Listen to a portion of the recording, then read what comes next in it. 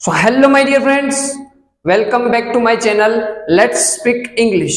અને આજે આપણે સ્ટડી કરવાના છીએ એક નાનો શબ્દ, બહુ નોર્મલ શબ્દ છે પણ તમે વારંવાર ઉપયોગ કરો છો અને કયો છે લાઈક, LIKE. હવે લાઈક એટલે તો તમને સોશિયલ મીડિયા પરથી ખબર પડે કે લાઈક એટલે ગમવું, પણ લાઈકનો બીજો મીનિંગ છે જે તમને કન્ફ્યુઝ કરશે કે બીજું લાઈક મીન્સ કે ની જેમ, જેમ કે તમારી જેમ, મારી જેમ કે કોઈ પણ માણસની જેમ. તો ફ્રેન્ડ્સ અહીંયા જુઓ કે કઈ વસ્તુ ગમે છે, તો બે રીતે તમે બોલી શકો કે મને આ વસ્તુ ગમે છે. ઓકે, આઈ લાઈક, મને ગમે છે. શું ગમે છે? ટુ રીડ બુક્સ, બુક્સ વાંચવી. આઈ લાઈક ટુ રીડ બુક્સ, મને બુક વાંચવી ગમે છે. ઓકે ઓકે, તમે બીજી રીતે લખી શકો રીડિંગ બુક્સ, મને બુક વાંચવી ગમે છે. શું ફરક છે કે જો તમારે ખાલી રીડ મૂકવું છે તો એને ટુ સાથે જોડવું પડે, ટુ રીડ, ટુ પ્લે.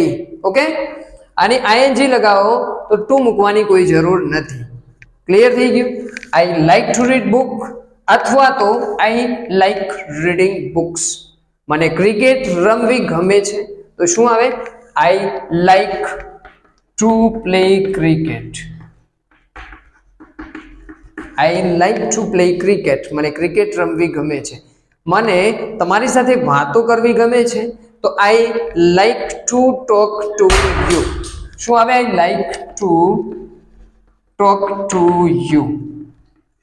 મને તમારી સાથે વાતો કરવી, ટોક એટલે વાતો કરવી. Okay, I like two talk to you, મને તમારી સાથે વાતો કરવી ગમે છે. તો ક્લિયર થઈ ગયું કે મને કાર ચલાવવી ગમે છે. I like to drive a car, મને નવી નવી વસ્તુઓ ખરીદવી ગમે છે. તમે જાતે બોલો. ઓકે, બોલો, મારી સાથે પ્રેક્ટિસ કરવી છે તો બોલવું પડશે. મને નવી નવી વસ્તુ ખરીદવી ગમે છે, તો I like to buy new things. શું આવે? આઈ લાઈક ટુ બાય, મને ખરીદવું ગમે છે નવી નવી વસ્તુ, તો ન્યૂ થિંગ્સ. ન્યૂ થિંગ્સ, વસ્તુ, થિંગ્સ એટલે વસ્તુ. મને નવા નવા મોબાઈલ વાપરવા ગમે છે, તો શું આવે? આઈ like to use new mobiles. Okay, I like to use new mobiles, મને નવા નવા મોબાઈલ વાપરવા ગમે છે. મને નવી નવી કાર ચલાવવી ગમે છે, તો I like to drive new cars.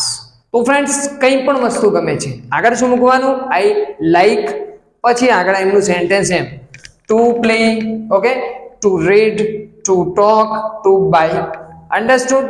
કે કઈ વસ્તુ ગમે છે? મને વાર્તાઓ લખવી ગમે છે. I like to write stories, મને વાર્તાઓ લખવી ગમે છે. મને ગીતો સાંભળવા ગમે છે, તો I like to listen songs.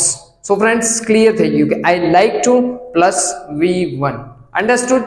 હવે બીજો મિનિંગને સ્ટડી કરીએ કે આ વસ્તુ જે છે એ ની જેમ એવો મિનિંગ નીકળે છે. ઓકે, ધ્યાન આપજો કે લાઈક એટલે ની જેમ. એક એક્ઝામ્પલ લઈએ કે, તો આપણી જોડે બે એક્ઝામ્પલ છે.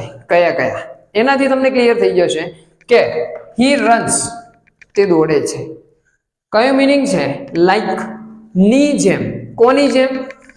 ચિત્તાની જેમ. ઓકે, લાઈક ચિત્તા, ચિત્તાની જેમ. તો હી રન્સ લાઈક ચિત્તા, એ ચિત્તાની જેમ દોડે છે. ખબર પડી ગઈ? સેકન્ડ છે આઈ સિંગ, હું ગાઉં છું. લાઈક અરિજીત સિંહ, હું અરિજીત સિંહની જેમ ગાઉં છું. અરિજીત સિંહની જેમ ગાઉં છું.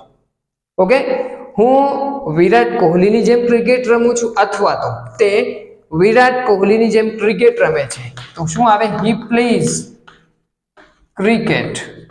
હી પ્લેઝ ક્રિકેટ, તે ક્રિકેટ રમે છે. કોની જેમ? લાઈક વિરાટ કોહલી.